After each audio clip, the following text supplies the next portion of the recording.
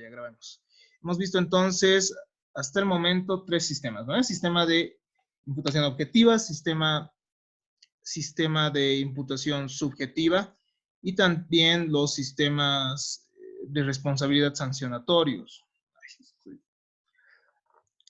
Ya. En algunos de ellos, en algunos de los sistemas que hemos estudiado, cobra trascendencia la conducta o la intencionalidad del sujeto que sea agente del daño, ¿no? Entonces, tal es el caso de la responsabilidad penal sancionatoria, que tiene un marcado carácter moral, y también de la responsabilidad o del sistema de responsabilidad subjetiva, en el cual, bueno, para establecer la responsabilidad mínimamente debe existir culpa, ¿no?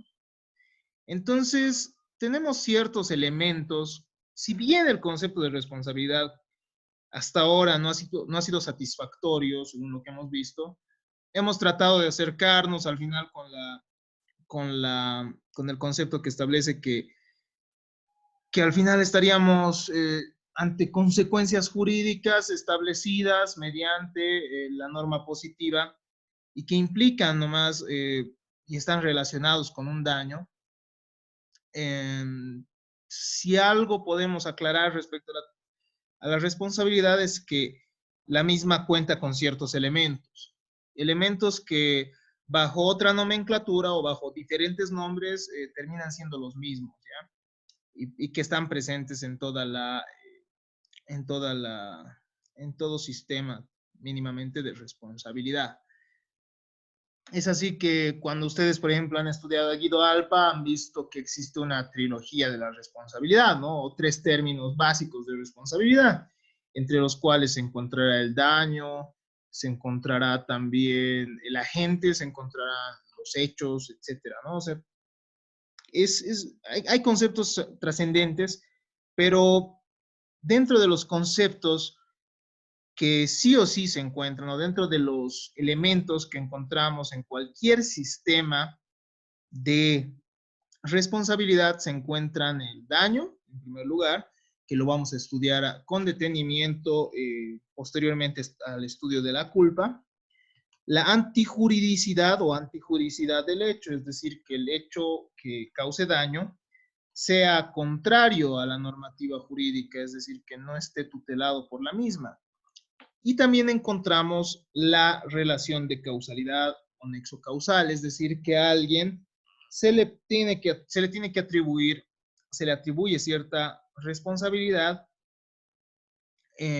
por la existencia de un nexo entre el daño y el hecho, ¿no?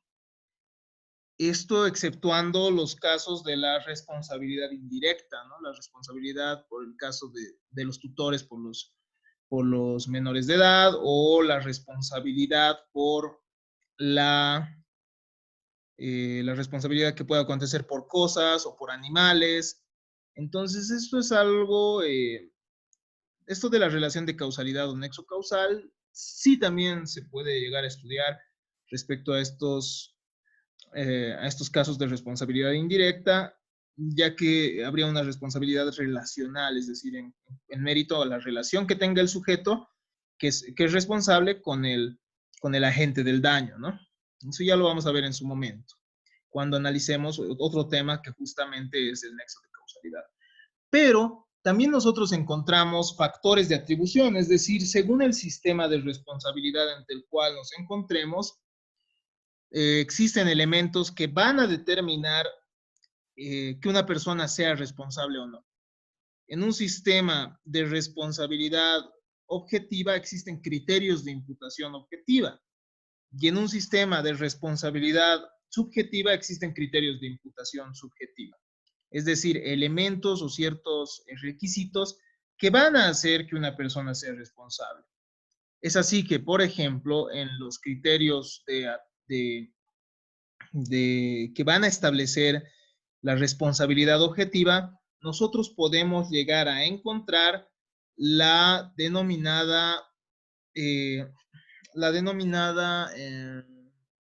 actividad de riesgo, ¿no?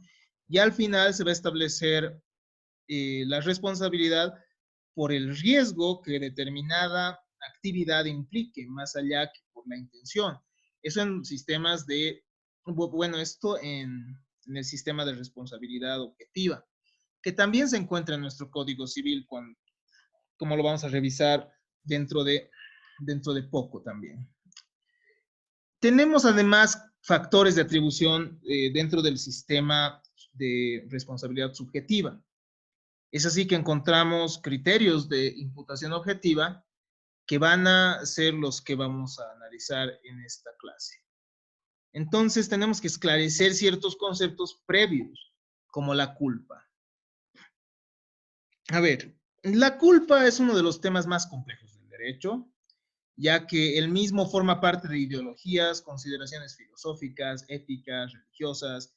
Cada una de estas perspectivas, es decir, desde la política, desde la filosofía, desde la ética, desde la religión inclusive, la culpa termina teniendo diferentes matices o diferentes significados. Entonces nosotros tenemos que delimitar de estos prejuicios el concepto que tenga mayor objetividad y el concepto que mayor trascendencia jurídica pueda llegar a tener. Varios temas de responsabilidad hoy continúan influidos por la imputación moral, por lo que no pierde vigencia. Cuando nosotros leemos, por ejemplo, textos de Luis Díez Picasso, que son, bueno, los más actuales de él se refiere a la jurisprudencia española, es decir, a los fallos de los tribunales españoles, manifestando que la imputación subjetiva de a poco se iba objetivizando, es decir, que de a poco los sistemas en los cuales la culpa del agente, del daño, es importante, se está perdiendo, nos dice, ¿no? Sin embargo, de una revisión de la jurisprudencia boliviana en lo que respecta a responsabilidad civil, se puede evidenciar que en nuestro país esto no es evidente. He revisado algunos fallos con la finalidad de que ustedes también puedan tener acceso a los mismos y se les va a facilitar los mismos para poder evidenciar que nuestro sistema de responsabilidad, al menos en cuestión del principio genérico neminem laedere, es decir, de no hacer daño al otro, todavía tiene una fuerte matiz subjetiva. Es decir, que depende de la culpa o del dolo en el que incurra el agente del daño. Sin perjuicio de eso, obviamente existe la responsabilidad objetiva establecida en nuestro Código Civil cuando se establece que quienes realicen actividades peligrosas también van a ser responsables por los daños que generen. Entonces, pero no deja de tener importancia la imputación subjetiva. Y no es evidente que existan en nuestra jurisprudencia ciertos elementos como la inversión tal vez de la prueba, etcétera. Sí existen sistemas de imputación objetiva en lo que refiere a derecho administrativo, es decir, al derecho en el cual interviene el Estado al momento de establecer ciertas sanciones también para agentes de daño que pueda trascender lo individual, ¿no? Entonces, en el derecho cobra trascendencia, en el derecho civil cobra trascendencia este tema del elemento subjetivo de la obligación. En el derecho penal también, y en el derecho administrativo no se queda atrás, ya que tenemos un derecho administrativo disciplinario, ¿no? En el cual mínimamente debe establecerse también la posibilidad de la gente de no haber incurrido en tales extremos, en tales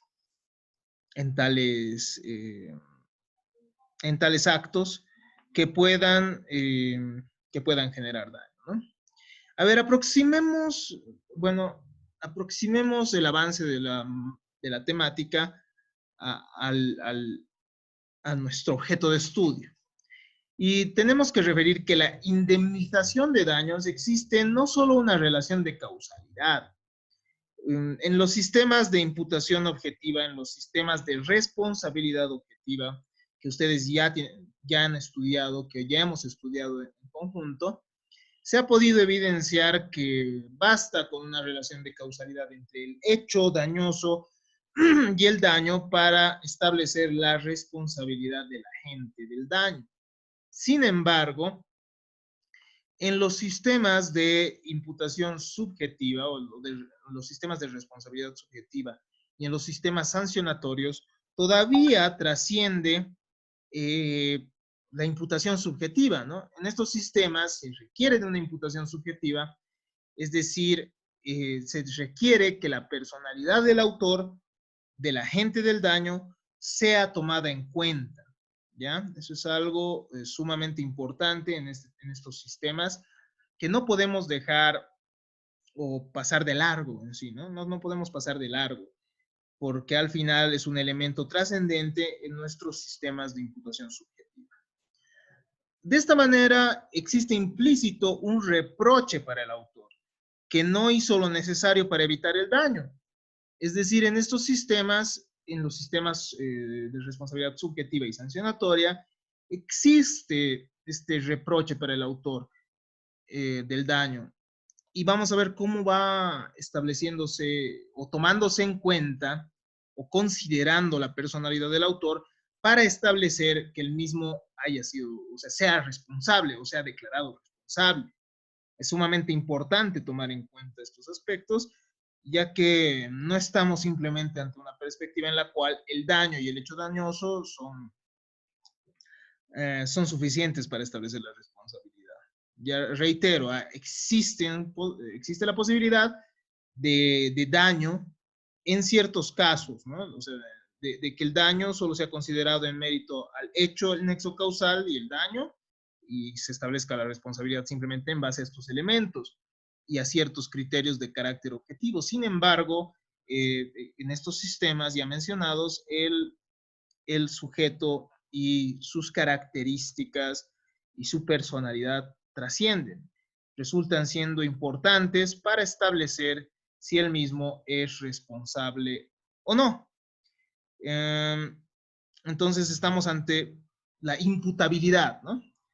Es imputable una persona cuando puede ser responsable, cuando puede responder por los actos que hubiese realizado. Y en este caso, nosotros vamos a analizar que en los criterios de la responsabilidad subjetiva se toma en cuenta las cualidades de la persona misma para hacerla imputable, ¿no? Concepto. Realizado entonces el estudio de la culpa, un autor muy conocido, que es Fernando Inestrosa, refiere que la culpa se refiere, o bueno, tiene dentro de su concepto diferentes elementos, ¿no? Diferentes aspectos, diferentes subconceptos.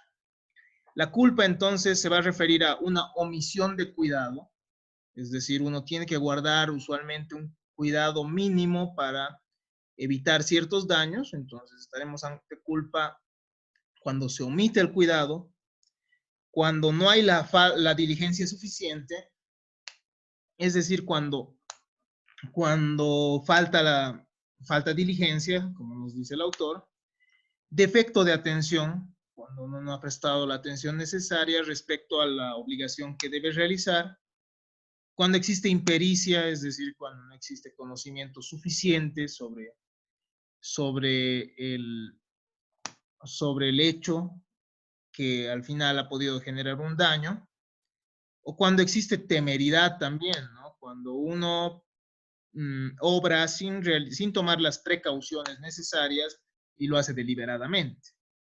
Entonces estamos ante culpa, ante cualquier comportamiento que lleva a ocasionar un daño sin que la gente los haya querido. Sucede estos casos, ¿no? Pero vamos a ver en qué casos uno puede ser responsable por culpa. Ahora tenemos que distinguir entre la culpa civil y la culpa penal.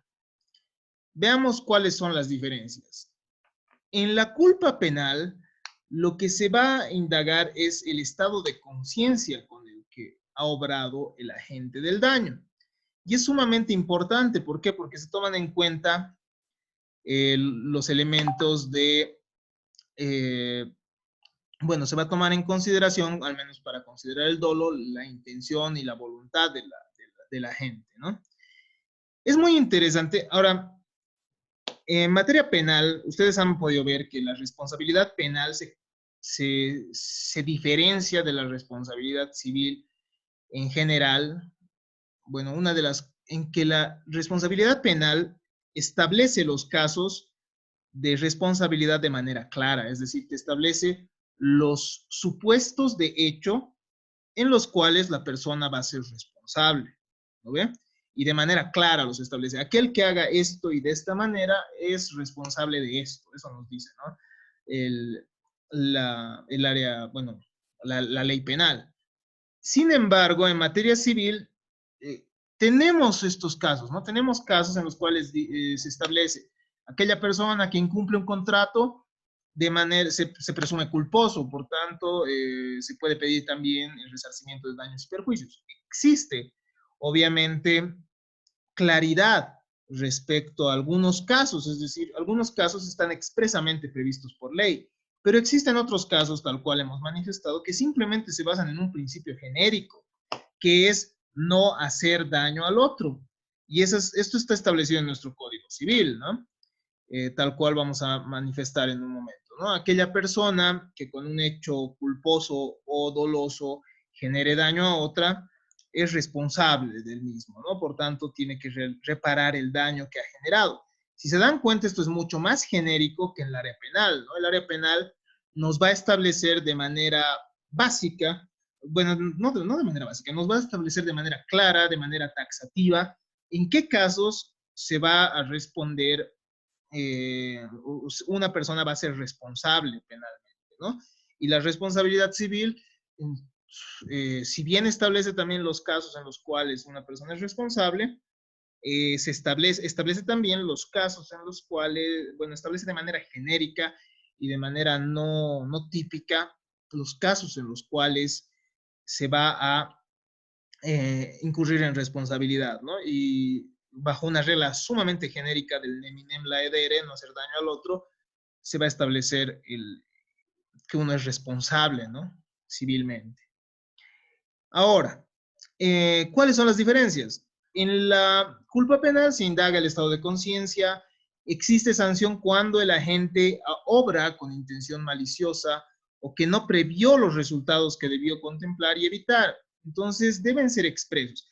Ya que el área penal es, ¿cómo diríamos? Ya que en materia penal los ilícitos están establecidos de manera expresa y de manera clara, también se va a sancionar a una persona por impericia o por estas causales, es decir, por omisión de cuidado o falta de diligencia, pero cuando la ley lo prevé expresamente, ¿me entienden? Todos los delitos establecidos en nuestro código son dolosos, es decir, se considera que tienen que ser realizados con malicia, es decir, con esa mala intención y con ese conocimiento de, de haber realizado, o sea, de realizar el daño, ¿no? O mínimamente de llegar a haber entendido el momento de que uno hace el daño, del daño que puede generar, ¿ya? Entonces, la norma penal es clara y establece de manera específica cuándo un delito es culposo. Ustedes van a poder ver, por ejemplo, en el delito de conducta antieconómica, nos da una pena específica para los casos en los cuales una persona que tenga cierto cargo de responsabilidad incurra en cierto,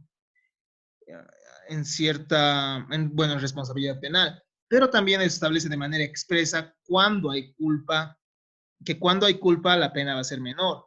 Entonces, no se presume que en materia penal no siempre se castiga la actitud culposa, solo se castiga la actitud culposa, es decir, esa negligencia, esa imprudencia, etcétera, en los casos en los cuales la ley lo prevé específicamente, cuando el tipo penal establece a continuación en su mismo nomen juris, es decir, en el nombre jurídico, el denominativo de culposo. Por ejemplo, homicidio culposo, ¿no ve?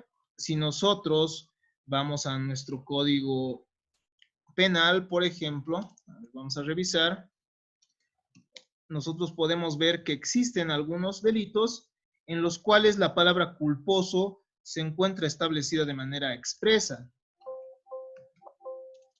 Culposo. Es así, a ver, vamos a ver, es así que encontramos, por ejemplo, cuando la ley no conmina expresamente, el artículo 13 nos establece, ¿no? 13 cuater. Cuando la ley no conmina expresamente el delito culposo, solo es punible el delito doloso. Eso es algo sumamente importante en área penal, ¿no? Cuando el delito, es decir, cuando la ley no establece que uno es responsable por el delito culposo, entonces solo se castiga el delito doloso, ¿ya? A ver, vamos a ver ejemplos, ¿ya? ¿Dónde estamos? Tenemos, por ejemplo, el peculado culposo. El funcionario que culposamente diere lugar a la comisión de dicho delito será sancionado con prestación de trabajo de 1 mes a 1 año. ¿Qué significa? Los delitos en materia penal solo se castigan cuando son culposos en caso que la ley así lo prevea. Solo si la ley específicamente establece que un delito culposo se va a castigar, se castiga el mismo. ¿Me entienden? El resto de los delitos se presumen dolosos, es decir, se presumen bueno, no se presumen dolosos, sino que deben ser dolosos. Es decir, el momento que a alguien se le establezca o se le atribuya responsabilidad penal, debe probarse que el delito ha sido doloso. Y si ha sido culposo, la persona no es responsable de la sanción, ¿ya? Eso es algo a tomar en consideración. ¿Qué más? Entonces se sanciona la imprudencia en el impedimento del daño, nos dice, pero cuando esté específicamente establecida la responsabilidad en la ley. Entonces hay un examen en materia penal de la actuación, volición y de las finalidades.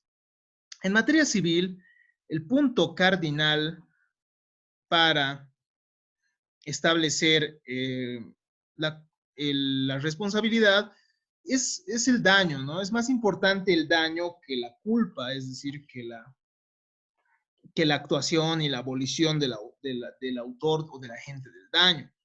Sin embargo, sí se sigue tomando en consideración este aspecto. El daño debe resarcirse, es un aspecto sumamente importante e incluso contenido en nuestra Constitución Política del Estado. El perjuicio entonces resulta más importante que la actitud misma del agente del daño. El análisis de la conducta del agente es más objetivo, es más abstracto. Es decir, en materia civil se compara la conducta con la conducta de una persona común y corriente para establecer si una persona común y corriente hubiese incurrido en la misma actitud o no ante esa situación. Entonces, eso es algo importante a tomar en cuenta. ¿Por qué? Porque en materia penal, la culpa también, la culpa, el dolo, debe probarse. Y tiene que ser mucho más clara la prueba respecto a la misma, ya que se está jugando y se está tomando en cuenta la libertad de las personas.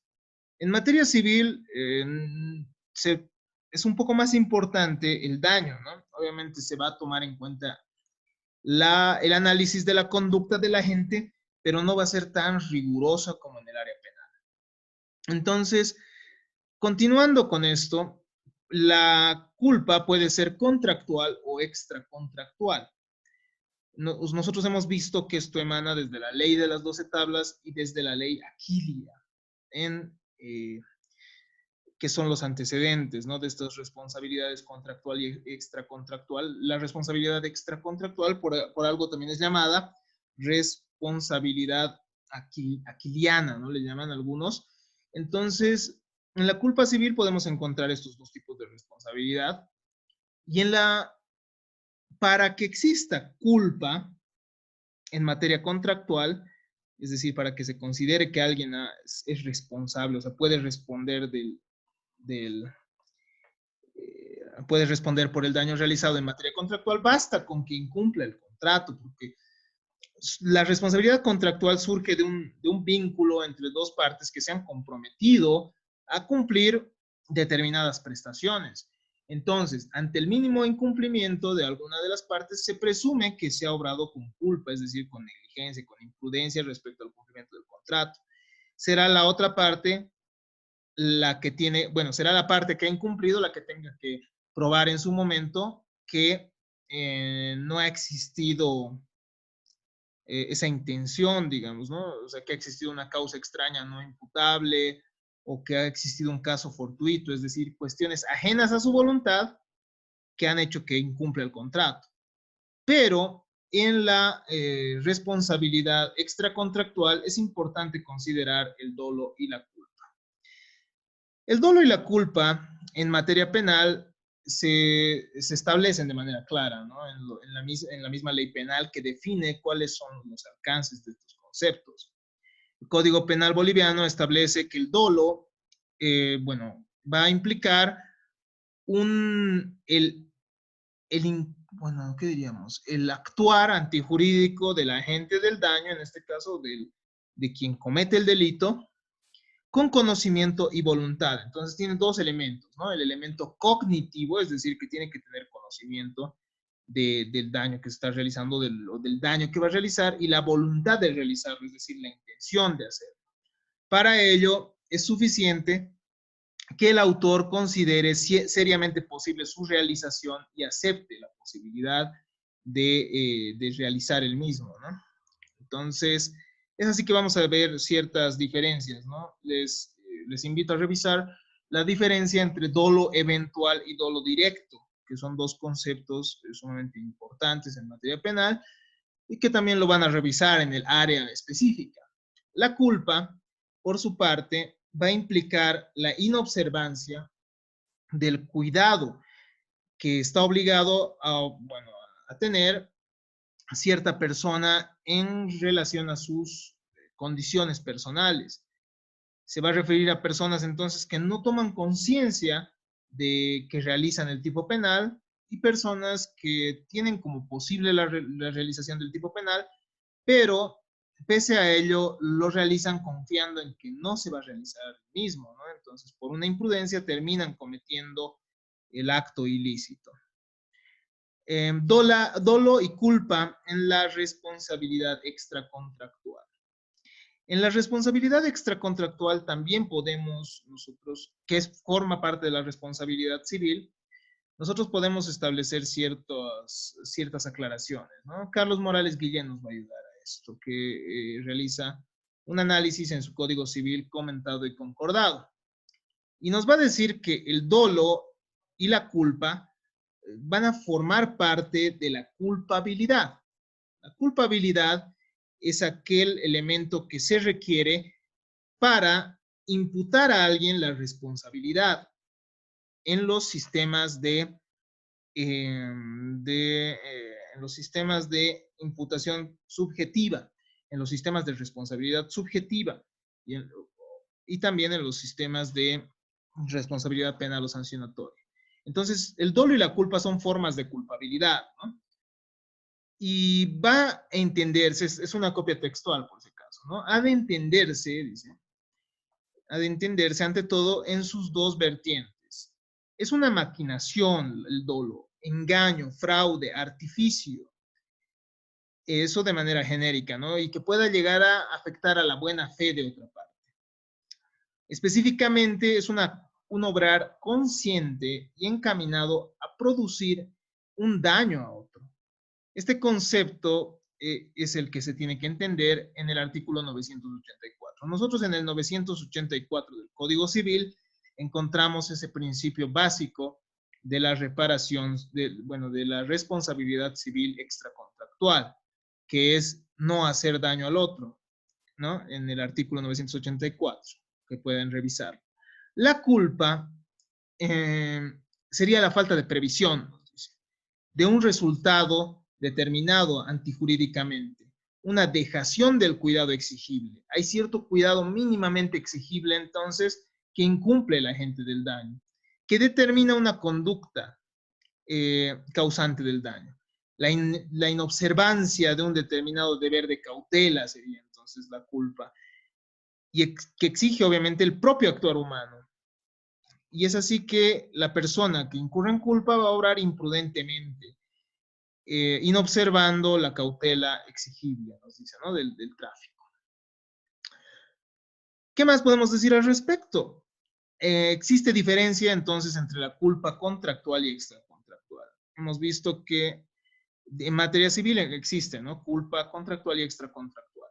La jurisprudencia que emana de la extinta Corte Suprema, es decir, de lo que ahora es Tribunal Supremo de Justicia, nos decía lo siguiente, ¿no? Mientras la culpa contractual consiste en el incumplimiento de una obligación a que está sujeto, a que se está sujeto por el contrato, es decir, ya hay culpa cuando uno incumple el contrato, en el caso de las relaciones, de la responsabilidad contractual. En la culpa extracontractual estaríamos ante un perjuicio que se realice por maldad o intención de dañar, eso sería el dolo, o por la simple falta de precauciones que la prudencia debe inspirar a un hombre diligente. Es así que nosotros hemos visto que existen criterios de imputación, ¿no? En un primer momento. Cualquier sistema de imputación o cualquier sistema de responsabilidad tiene estos requisitos: el daño, la antijuridicidad del hecho, la relación de causalidad o nexo causal y los factores de atribución. En los sistemas de imputación subjetiva en los sistemas de responsabilidad subjetiva y los sistemas sancionatorios, se toma en cuenta la culpabilidad como un criterio, como un factor para establecer que alguien ha sido culpable o no. ¿Ya? La culpabilidad es el criterio para imputar a alguien la responsabilidad. La imputación sería la atribución de responsabilidades a alguien, ¿ve? La posibilidad que alguien sea o no responsable de un caso, de alguien, ¿no? Un inimputable es alguien que no va a poder responder por los actos, por sus actos. Entonces, en los sistemas de responsabilidad subjetiva y penal, para imputar a alguien el daño, o sea, para imputar a alguien la responsabilidad, se requiere de la culpabilidad. Y la culpabilidad va a implicar a las cualidades internas del sujeto. Dentro de estas cualidades internas del sujeto, al momento de realizar el daño, o dentro de estos elementos subjetivos, o dentro de estos elementos subjetivos que van a formar parte de la culpabilidad, puede existir dolo o culpa, ¿no? Son formas de la culpabilidad, es decir, de la posibilidad que alguien conozca o no del hecho dañoso que está realizando. Encontramos el dolo y la culpa. El dolo entonces se va a referir a la actuación consciente encaminada a producir antijurídicamente un daño a otra persona, y la culpa, por su lado, se va a referir a ciertas actitudes de impericia, eh, de omisión de cuidado, falta de diligencia, defectos de atención, que puedan generar daño a otra persona.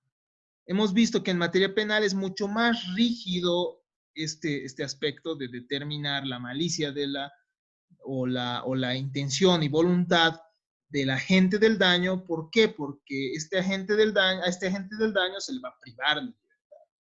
En materia civil va un poco más respecto a una comparación con un ente abstracto, es decir, nosotros para atribuir la responsabilidad civil nos vamos a imaginar a una persona común y corriente, y si una persona común y corriente también hubiese obrado de tal manera para establecer si ha existido culpa o no.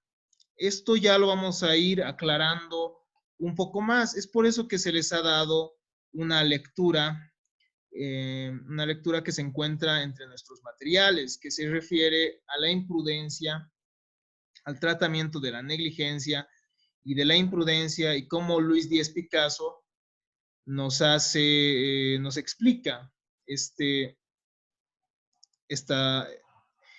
temática y el desarrollo, ¿no?, de la imprudencia y de la negligencia, y de cómo se considera como un elemento para referirse a la responsabilidad de una persona, ¿no? en sistemas de imputación objetiva no existe la necesidad de establecerse, o bueno, de considerarse estos elementos del sujeto, pero bueno, ya vamos a estudiar un poco más al respecto cuando bueno, cuando nos toque eh, realizar el estudio del nexo de causalidad, etcétera. Este es el primer elemento, vamos a terminar su estudio la siguiente clase, por lo cual les agradezco la audiencia, ¿no? Les agradezco haber estado presentes.